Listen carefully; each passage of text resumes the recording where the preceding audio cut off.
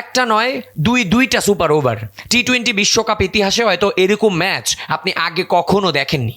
বিশ্বকাপের group of ডেতে আফগানিস্তানের বিপক্ষে এক অবিশ্বাস্য জয় তুলে নিল দক্ষিণ আফ্রিকা। শ্বাসরুদ্ধকর এই ম্যাচটি নির্ধারিত সময়ে টাই হওয়ার পর গড়ায় ডাবল সুপার ওভারে। ম্যাচের শেষ ওভারে জয়ের জন্য আফগানদের দরকার ছিল 13 রান, হাতে মাত্র 1 উইকেট। প্রোটিয়ার প্রেসার কাগিসো রাবাডা পরপর 2টি নো বল করে বসলে নাটকীয়তা বেড়ে যায় বহু গুণ। তবে শেষ পর্যন্ত রান তোলার ভুল বুঝাবুঝিতে ম্যাচটি টাই হয়। প্রথম সুপার ওভারেও হারের খুব কাছাকাছি ছিল দক্ষিণ আফ্রিকা, কিন্তু শেষ বলে ট্রিস্টেন স্টাবসের ছক্কায় খেলা গড়ায় দ্বিতীয় সুপার ওভারে। সেখানে আফগানিস্তানের সমীকরণ ছিল 4 বলে 4টি ছক্কা।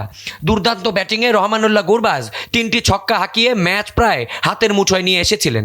শেষ বলে জয়ের জন্য মাত্র 4 রান দরকার থাকলেও গুরবাজ ক্যাচ তুলে দেন পয়েন্ট ফিল্ডারের হাতে।